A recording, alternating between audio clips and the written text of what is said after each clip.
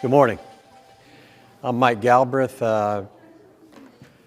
Spent 29 and a half years with Dayton Police, and then towards the end of my career, I got involved with teaching kids how to drive, new drivers, and I've been doing that for about 14 years. So it's been a challenging time in the last 14 years, but most of the kids that we drive with are pretty good, pretty dialed in, and there to learn and take the information and do what's asked of them. So it's been good.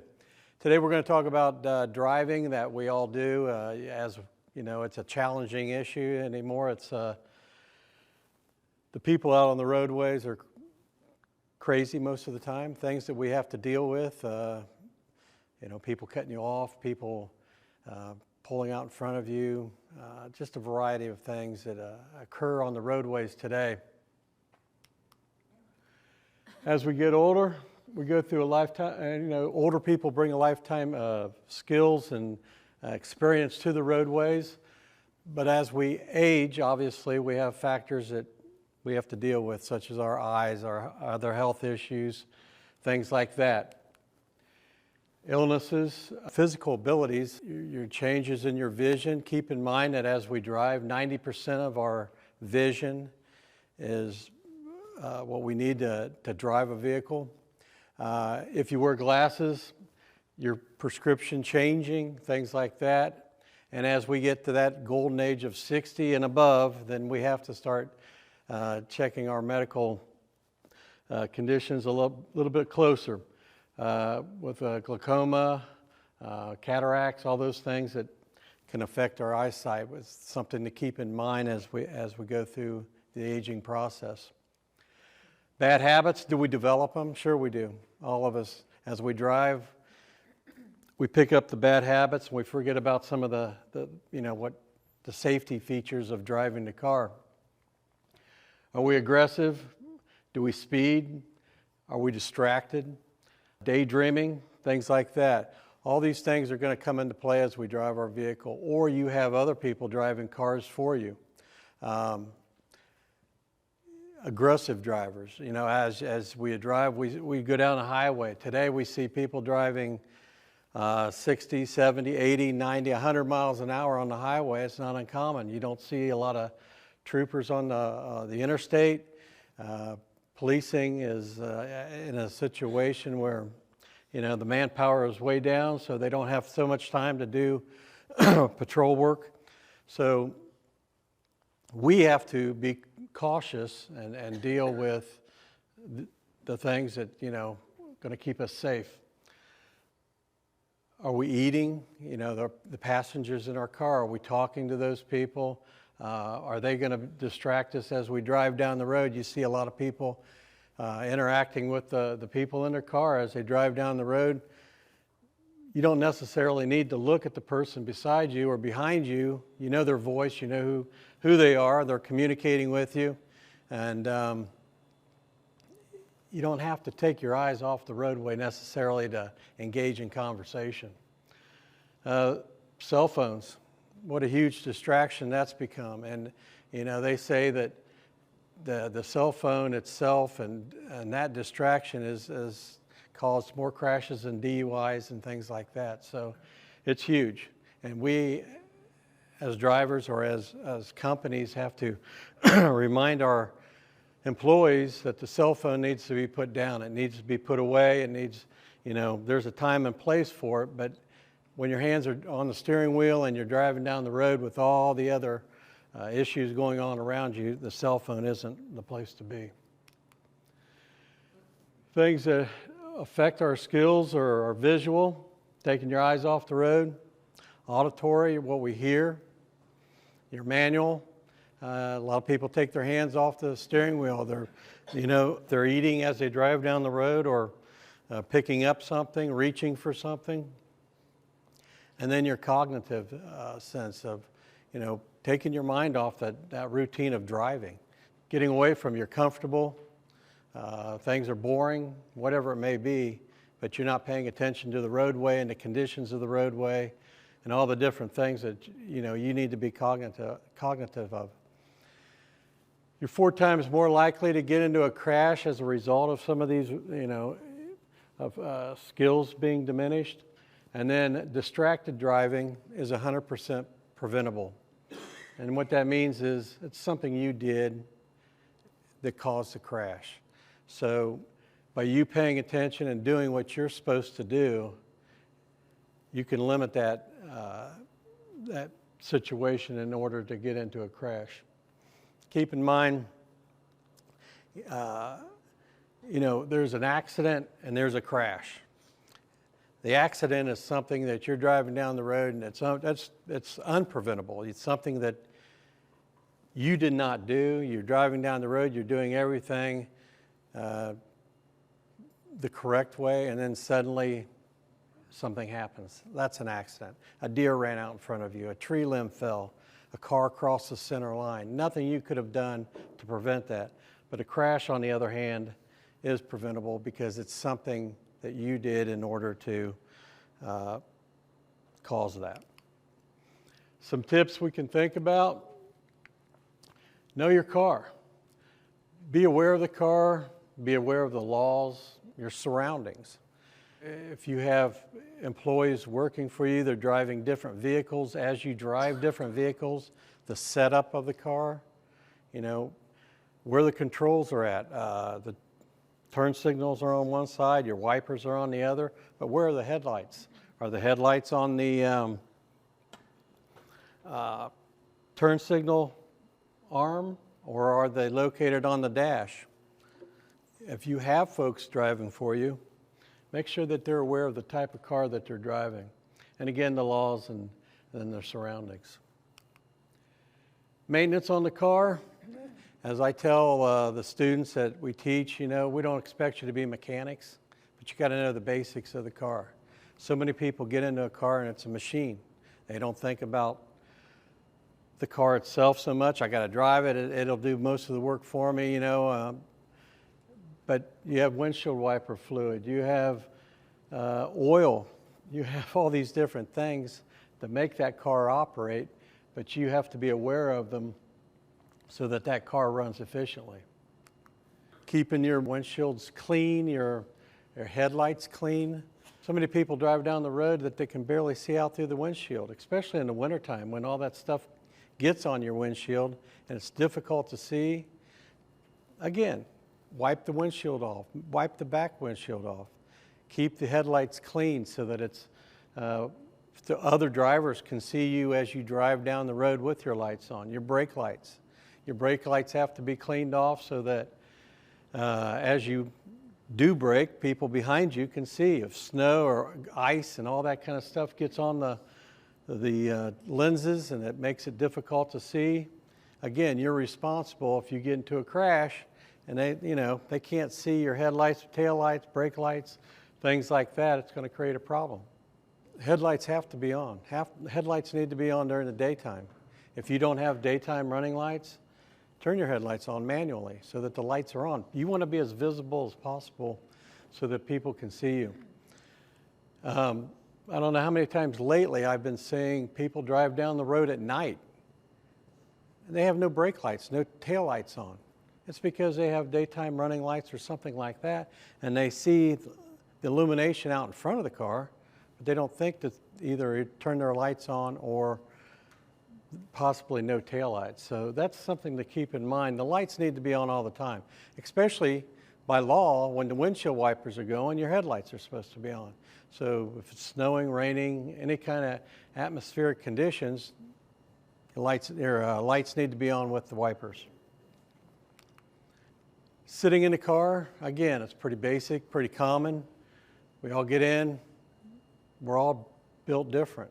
As we get into the car, you need that seat adjusted properly so you see over the hood of the car. Sitting straight up, none of the lean stuff like that. That's not cool. You want that seat belt adjusted for you. You want to be able to sit in that seat, see around you, and make it fit. Sometimes, if you're short, you can't see over the steering wheel, the seat's up as high as it'll go. Sit on a cushion. Do what you got to do in order to see clearly out of the car. And both feet down on the floor. As we drive, we talk about the blind spots in our car. How many people drive a car that have the lane assistance on them, where the lights on the mirrors come on? That's great, great feature. One of the best features they've come up with on a car. However, that doesn't take away the fact you need to be able to look to the left and right and check your blind spot. In the blind spots, that light's giving you a signal, but you still need to take a peek and look over your shoulders and remind your employees to do the same. As you look at your mirrors, they're only coming out at an angle so far, and actually this is a little deceiving. With the mirrors itself, it's really not that wide. So as you drive down the road, by looking over your shoulder to check that blind spot, that's going to keep you possibly from getting into a crash. Mirrors that have the blind spot corners on them, another good feature. But a lot of mirrors don't have those, so just don't take for granted that the light comes on, it's flashing, or you don't see anything in that little side mirror. You got to take that extra time and look over your shoulder. The conditions as we drive, obviously in our kind of weather patterns we have here with snow, rain, whatever it may be, we're always changing. Drive the conditions, look at it. If it's, common sense prevails as we drive down the road. It's raining out, it's going to be a little slicker, it's starting to snow. All these kind of things come into play. That's what's going to keep you safe. Our braking, as we drive down the road, again, what type of brakes do we have on the car? What kind of, are they ABS brakes, which are going to be 95% of the vehicles we drive today all have ABS. Make sure that your employees understand how ABS braking works, because if you hit the brake in a condition and you hit it hard in an emergency situation or just very firm, you may get those ABS brakes to lock up, and not lock up, but go into effect. And when it goes into effect, you're going to get a pulsating sensation in the brake pedal, which means your ABS brakes are doing what they're supposed to do. And when they do that, it's computer assisted, so the brake cylinders open and close quickly, and yet they don't lock up on the brakes, which would then get you into a slide or a skid, which would be dangerous. ABS brakes are great because the one thing about it is you're still able to steer a little bit in an emergency situation and control the car. Likewise, to the ABS, you have traditional or standard brakes, in which as you brake, you have to assess the amount of pressure you're putting on the brake pedal. And if you brake too hard, that's where your tires are going to lock up and you get into that skid or a slide. The best thing you can do as a driver when in a braking condition, take your right foot off the gas pedal and decelerate. Cover the brake, hover over top of it. So if you need to brake, your braking ability is there. If not, you can go back to the gas pedal and continue on. But as you decelerate, watch that speed go down. See, as the speed decreases, then you can make that assessment on, do I need to brake? How much do I need to brake? And what's going on, in order to make me stop that car. But again, so many people go from the gas pedal to the brake, and in doing so, the balance of the car, you're changing the conditions. Cover the brake, hover over it, let that car begin to coast, and then brake as needed. That's the important part. In your ABS braking, again, with ABS brakes, you're going to be able to steer the car a little bit to the left or to the right and possibly avoid hitting something, even on snow. Ice is ice. I mean, it's an animal of itself, and it's no fun to drive on. But snowy conditions, slick conditions, you're going to be able to handle the vehicle much better. And without your ABS, you're going to brake and you're going to get into that skid or that slide, and then you're going to go into with no steering ability.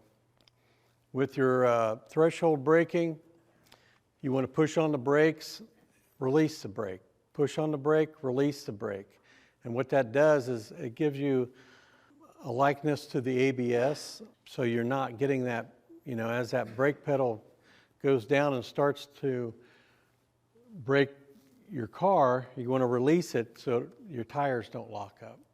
And you got to remember that. And again, that goes back to knowing your car and the type of brake system you have on your car. With ABS, once you hit the brake, keep your foot on the brake pedal. Because if you release the brake pedal, then you disengage that ABS feature, and that's where, again, problems come in. Once you hit it and you feel that pulsating sensation in the brake, keep your foot on it. Go through your event and then release the brake as needed. As we drive our car, we go through curves, things like that. A lot of people want to brake. You want to get on that brake and slow the car down. We want to brake in a straight line. We want to get that car slowed enough so that as we go into our curves, we're under control. We get into weight shift. Weight shift in the car, that's what causes you to lose control of the vehicle and then have problems. Our rule, brake in a straight line. Do your braking before you get to the curve. Do your braking as you approach that curve so that when you begin to enter the curve, you're at that designated speed that you want to be at or that you need to be at. Again, how many people drive down the road and they pay no attention to the directional sign that leads into the curve? People pass it and then they get into the curve and they're going 45, 50 when the sign back there stated, no, you need to be at 20. So what do? They hit the brake. Your first instinct, hit the brake. And that's where the balance, changing the balance of the car and the weight shift, which creates a situation for you to lose control. Emphasize to your folks that drive your vehicles. If they drive vans, they drive SUVs, something that's got a high center of gravity, it's very important that you get your speed down before you enter the curve and go through your curve and then accelerate out of the curve once you've finished through that event. Straight line braking, practice that. If make sure that your drivers or your employees know that the importance of keeping that vehicle straight, doing the braking, and then lowering your speed as you get into your curves and turns. As we see here, you have a situation where it's an understeer. It's where the front end loses traction before the back tires do. And so the front tires aren't gripping the road very firmly, and therefore it feels like you don't have any steering ability. One thing you want to do, let off the accelerator. Take your foot off that accelerator, stay off the brake, and then do your steering, what we call sawing the steering. And you're turning your steering wheel back, but not aggressively. You're just, as you're sawing a piece of wood. That's going to take that weight off that front end like that. Your weight's going to come forward, and it's going to be able to help you control the car. Oversteering, so when the back end will lose control before the front wheels do. Again, you want to steer in the opposite direction of where you're going into that turn, so you steer in the opposite direction. Once again, you want to let off the accelerator, keep off the brake, steer smoothly into an opposite direction. Also, we get into situations where we've hydroplaned. As you've driven your car, you've hit a patch of water. Once that happens, that water just gets underneath that tire, and it builds up, and then suddenly you have no steering. The only thing you can do, take your foot off the gas, take your foot off the brake, and let that car decelerate, and that weight come down in front, and that will displace that water, which will help your tires regrip the road. Again, it can happen in any situation. Just a small amount of water built up on the roadway will create that. You don't have any steering ability when that happens. So you've got to let that weight come forward. Get off that gas pedal. Check your tires. Make sure you have good tires. Your tires, if they're balding in front or if you're losing the tread, you got to make sure that you have that good tread for your car. Air pressure, very important. And then vehicle speed. Again, if you see pooling of water on the roadway, things like that, that's a time to decelerate. Let that car slow down and get that weight forward and balanced out so that when you hit that puddle of water, you don't get into that hydroplane situation. All right, some safe driving techniques. What can we do to make our life a little bit better? We teach the Smith 5 keys, which are very important to keep in mind for all of us as we drive down the road. We want to aim high. We want to get the big picture. We want to keep your eyes moving, and we want to leave yourself an out. Make sure other vehicles see you. These 5 things can make your life so much easier, and you can pass this along to your drivers and to the people that work for you. Aim high means keep the vehicle in the center of its intended driving path. Make sure that you keep that car in the center of the lane that you're driving in. Make sure that you see as much as possible. Aiming high down the road, you're going to be able to see, things that are occurring out in front of you much sooner than if you're just looking over the hood of the car. You're looking at things maybe to the left and to the right, and you're not getting that big picture.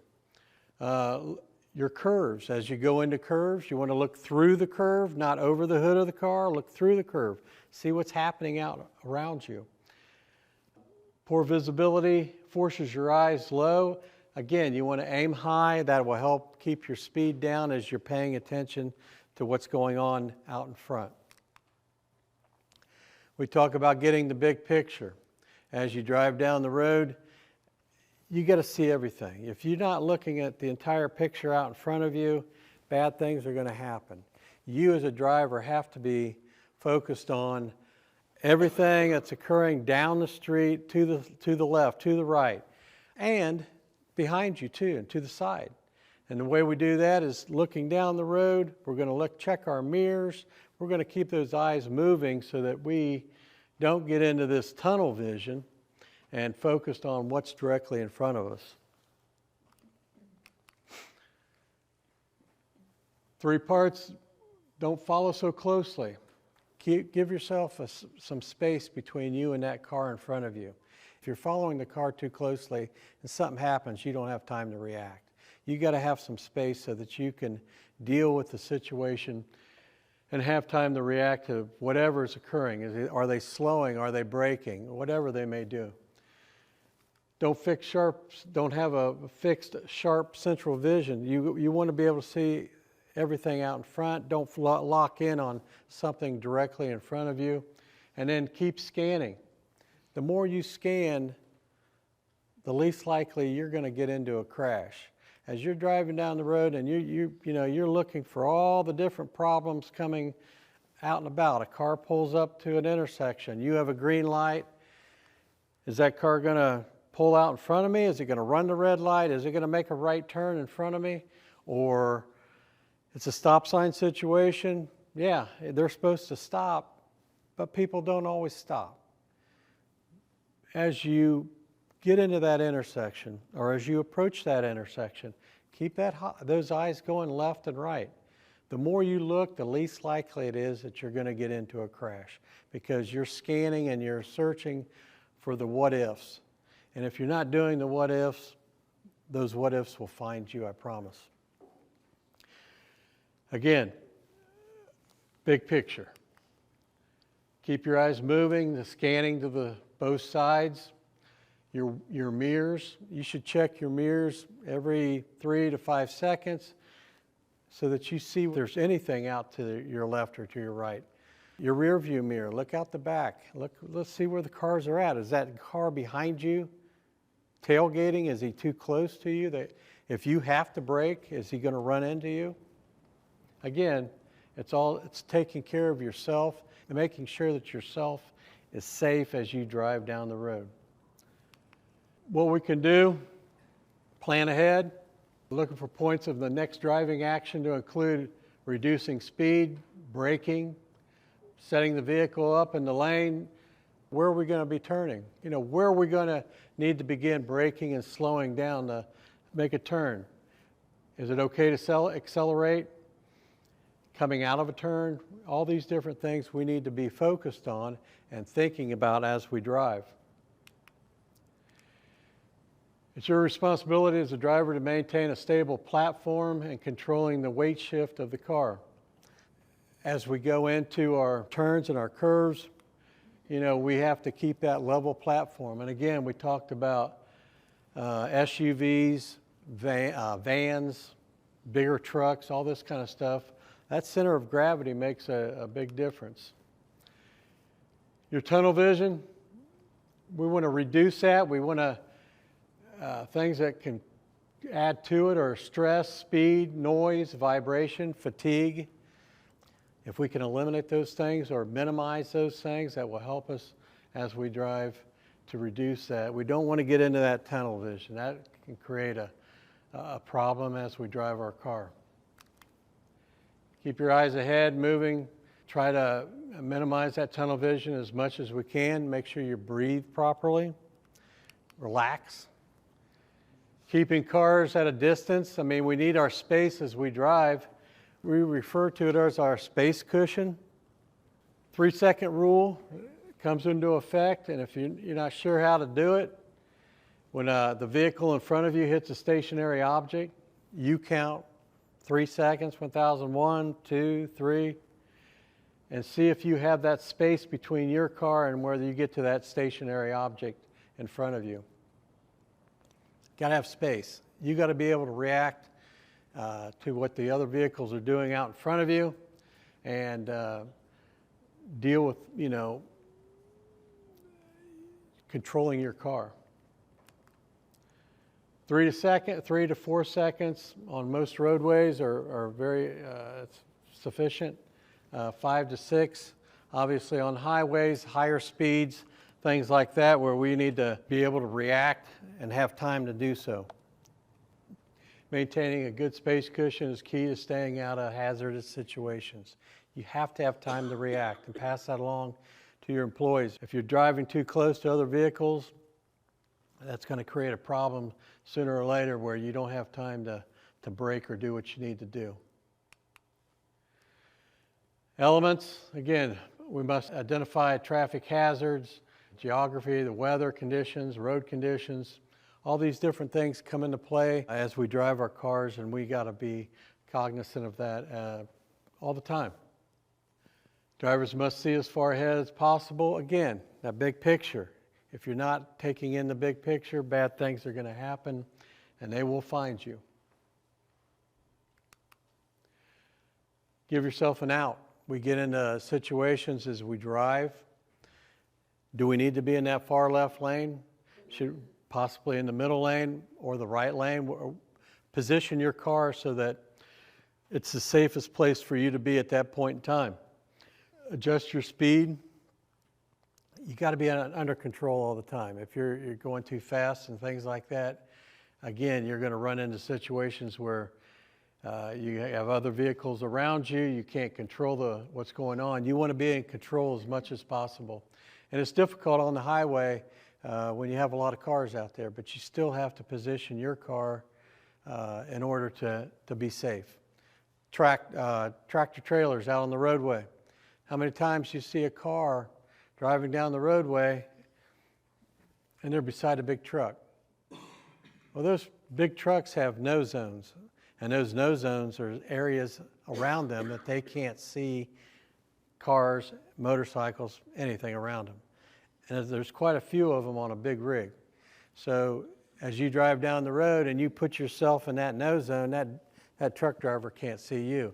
You're putting yourself in harm's way. Stay away from them. Move forward. Stay behind it.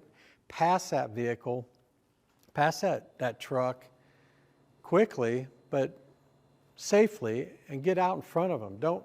Don't just stay beside them.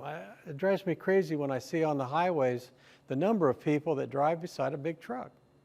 That truck driver can't see you. And with the retreads that they use on these trailers, if they blow, it's going to come right into your car or possibly cause you to crash, do something like that.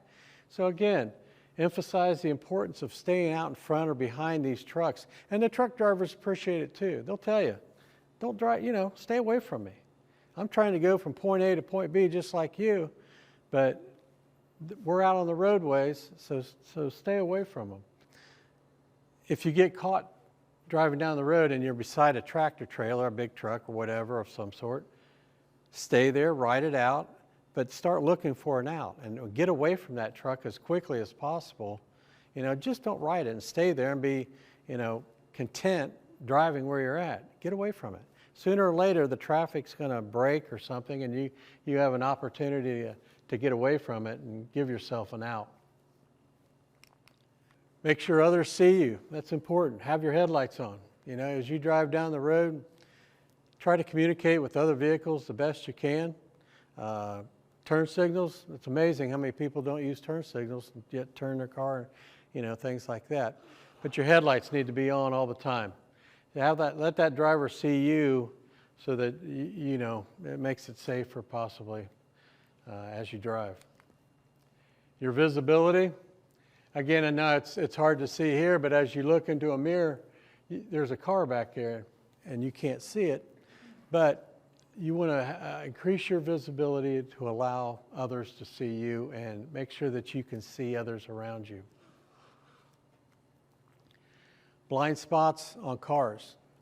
Just like big trucks, they have no zones. Blind spots on cars are the areas in which you can't see that car to your left or to your right because they're directly beside you unless you turn your head or your light sensors going off, something like that. As you drive down the road, think about it. Am I in that zone where that person can possibly not see me? Remind your drivers to stay out of those areas that could be hazardous. Stay to the front, stay to the back, or directly beside a car so that you don't get into that that area where they can't be seen, a blind spot. Weight transfer, every time a vehicle accelerates, decelerates, changes direction, that's where the weight distribution changes, and that's where people can lose control of a car. As you go into a turn, if you go to the left, the weight shifts in the opposite direction. You get into situations like this where you're turning quickly without decreasing your speed. That's when you're going to get into a control issue, obviously, and it's difficult to handle the car. You accelerate, weight shifts to the back of the car, and again, you could lose control of the vehicle with an over acceleration, and the weight shift goes back. Approaching intersections, again, don't assume the other drivers will yield the right-of-way to you. Stop signs people run stop signs on a regular basis, red lights. Last night I was driving down at 48 and Stroop. Light turns red for cross traffic, light turns green for us. This car started out into the intersection in front of me, and had he not looked, he probably would have broadsided and had a bad crash because car ran a red light. Happens all the time. So as you approach an intersection and you start out into the intersection, make sure that your drivers are looking left and right. Just don't, you get the green light, yeah, it's your turn to go, but you have to be looking to the left, to the right, scanning and taking all that in as you begin to go. And then start your acceleration. So many people, and new drivers are extremely bad for this. They're focused on driving and they're looking straight ahead. And we go through an intersection. I said, did you look left and right to make sure all these cars are slowing and stopping? No. Well, you have to. And I don't care how old you are because that's what's going to keep you out of crashes. You have to be looking left and right to make sure that these other people are doing what they're supposed to do, because there are a few that don't. By looking and checking to the left and to the right at any intersection is going to decrease that chance of getting in a crash, because you can react to it and take care of the problem, hopefully, before it hits you. As we look at the traffic control devices, so as you approach that intersection, the light goes yellow. Do I have time to make that? Do I have time to continue on? What are the road conditions? Is it wet out? My car possibly going to slide if I hit the brakes? I always tell my drivers, it's not if you're 50 feet away from the intersection or 100 feet, because what I think is 100 feet, someone else will think is 200 feet. So judging distances like that are difficult. So are you 1, 2, 3 seconds away from that intersection? It's your judgment. You think about it, but can I proceed on through at 1 or 2 seconds? Yeah, I'm possibly going to get through that yellow light and be safe. But anything greater than that, you need to be slowing and stopping to keep yourself safe. Turn lanes. How many people pull up to an intersection and you have those marked lanes, and then you have a turn lane out to your left? How many people come zooming up the side, and they're going to get into that turn lane because there's nobody there or very few cars in that turn lane, and you're sitting there and you're waiting to get in where the opening is, and you have somebody coming up the side. Check your mirrors. Look to make sure that as you go to the opening to go into your turn lane, that someone isn't coming up the side and possibly going to try to sneak in there and get you into a situation. That happens a lot. Again, people don't realize the problem that can create, and or they're in a hurry. They're aggressive. They don't care. Changing lanes, again, as you're driving down the road, lane changes, a lot of crashes. You have to make sure that it's safe. Again, the lane assistant on the mirrors are outstanding. They give you that clue that, hey, there's something over there, left or right. But your blind spot checks are what, again, going to keep you out of that problem as far as running into somebody. Motorcycles, Harleys, you can hear that Harley a mile away, but some of these other bikes are very quiet. And as that motorcyclist is in his lane, minding his own business, you do a lane change and you don't look and you don't take the precautions, you may run into that person. Visual techniques, again, as we drive our cars, we steer where we look. So we're going to follow our eyes. So keep your hands and your eyes looking down the road. We like to teach 3 and 9, and we feel that's a good way to steer and handle and keep your hands on the wheel. 4 and 8's okay, but as long as your hands are up on the steering wheel, you have control of the car and deal with problems as they arise. Some of the techniques we like to use are a push-pull or a shuffle steering, where you pull down. If you're going to the right, you pull down with your right hand and you're pushing the steering wheel up with your left, and then your right hand just comes back up, and it's just a push-pull method of steering the car. The other is the crossover. A lot of us were taught that, and that's still a good way to turn, and it's good in an emergency situation where you're going to get your steering input in quickly. How many people like to back up or can't back up? That's challenging for people. So, reconsider. Don't park in a situation where you have to back up. Is it necessary? Or always position your car the best you can so you don't find yourself in a backing position. But driving a car, you have to be able to go forward and backwards. So backing up is a necessity for the most part that you have to know how to do and be aware of how your car is going to react. Know that the front wheels will swing much wider than to the outside of the turn. Your 2 side mirrors are your best friends. They keep you out of trouble when you're backing your car up, because you can see what's to the left and what's to the right. You have a camera. Camera is a great tool, but it is a tool. It's not a primary source of backing. So as you back your car up, looking in that camera, you're missing what's out to the side of your car for the most part. You're seeing what's behind you for the most part, but seeing beside you is very important. So use all three together. Keep your eyes going back and forth, and with the mirror, that's going to help you back your car up. As we back out of a parking spot, keep in mind that front end's going to swing to the left or to the right, depending on which way you're backing up.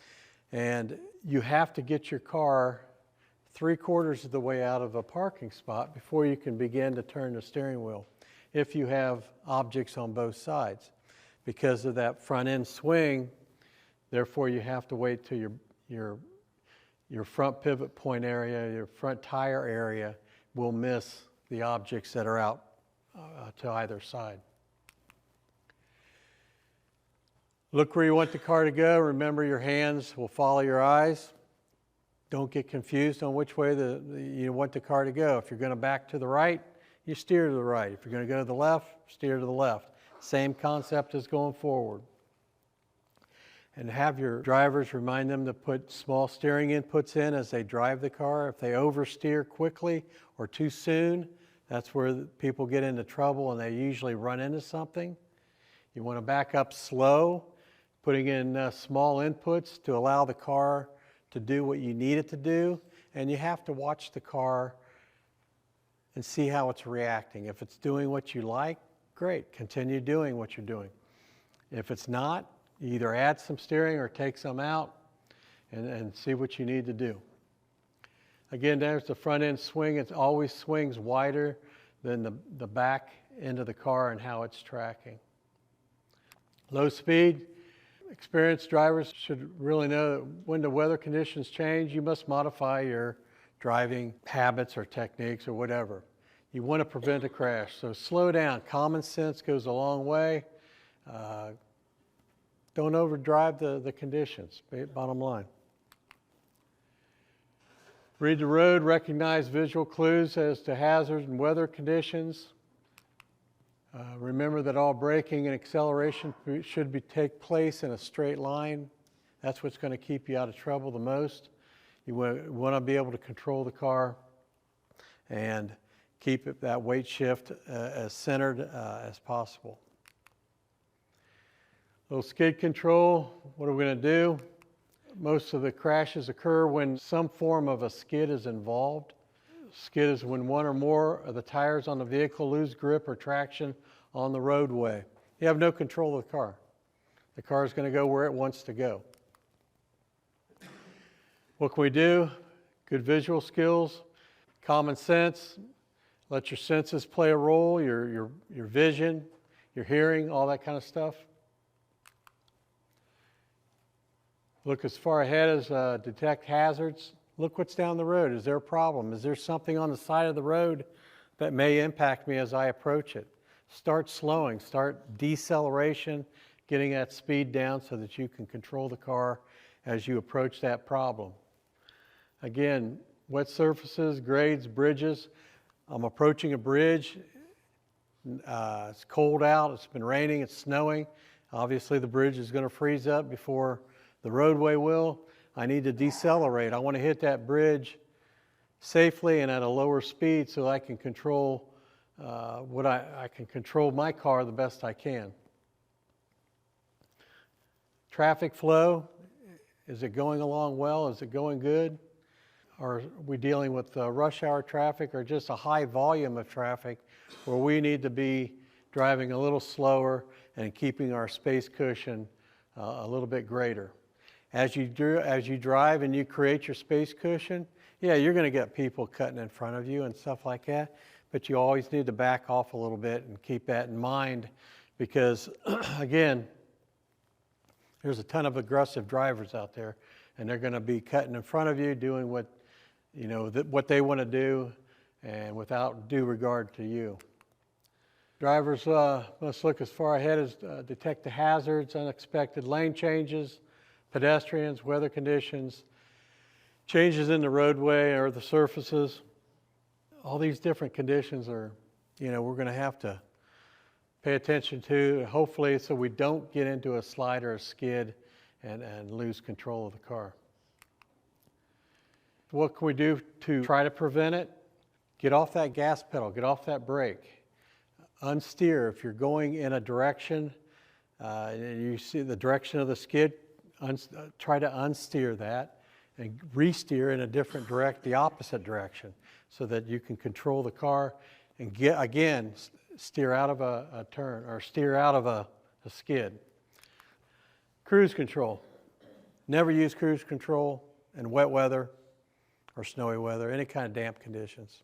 You want a dry surface. And when traffic isn't very heavy.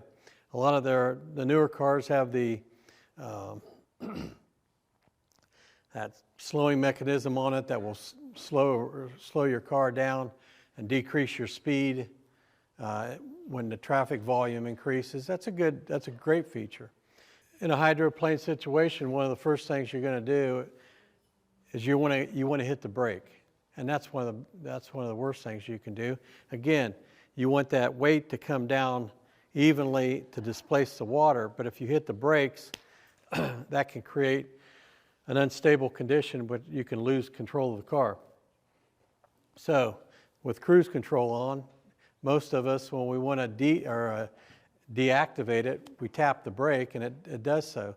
In a hydroplane situation, then you would hit the brake, and could create a problem. Is anybody familiar with the cell phone law? You know, people driving down the road with their cell phones. But where we run into problems are the people who insist on driving and texting and looking at their phones as they drive the car. It puts all of us in a bad situation. So we all need to put our phones down, drive the car, and then look at your phones either at a stoplight or pull off the road. When your car's not operational.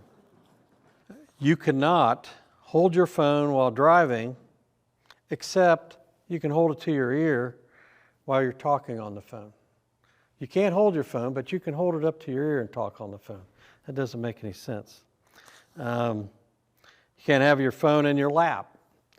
You can't be inputting letters or numbers. You can't be texting on it. And you can't do it even if the phone is mounted. You have to have, you can't do it as you're driving. You can't input any information into a GPS system. You're not allowed to scroll through it and stuff like that. But I thought it was kind of odd that, you can talk on it, you can hold it and drive, but you can't, this says you can't hold the phone otherwise. So now you can dial 911 in an emergency situation. A lot of people can't put that phone down. It's attached to them. It's bad. It's in restaurants. It's in everywhere you go. It's in our lives now. But driving doesn't have a place for the cell phone in their hand, or it's just a big distraction.